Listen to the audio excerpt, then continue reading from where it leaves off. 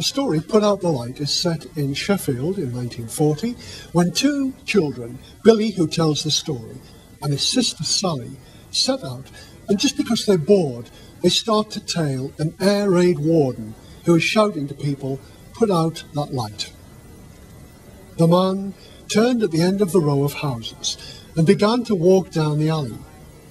Most of the houses had their toilets there, and it smelled worse than Sally on a bad day. "Put out the light!"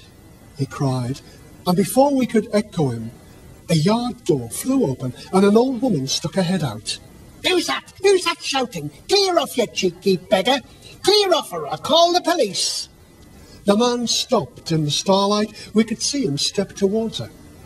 He wore a long coat and a steel helmet like an upside-down soup plate. He pointed to the white letters on his helmet, ARP. "Air raid precautions, Mrs. Grimley," he said. "It's me, Warden Crane.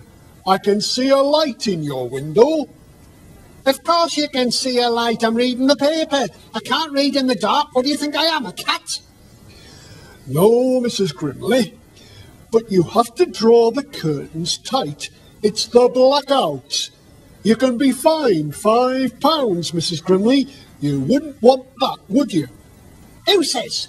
She snapped. Her white hair glowed like a halo, and her spectacles shone.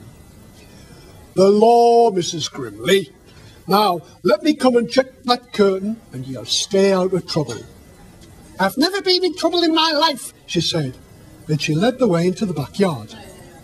Sally and I crept closer. The smell of the toilet made my eyes water. "We don't want German bombers seeing your light and dropping a bomb on your head, do we?" the warden asked as he moved towards our kitchen door. "Bombers? Bombers? There aren't no bombers," she argued. "No, but there could be any time." "Why would they want to drop a bomb on me? I never did nothing to them Germans." "True, but they'll send bombs to flatten the steelworks over at Tinsley," the man explained. "Tinsley? We're 2 miles from Tinsley." "They might miss, and then where would you be?" "In the shelter at the end of Stanhope Street," she said sourly, and closed the door behind them.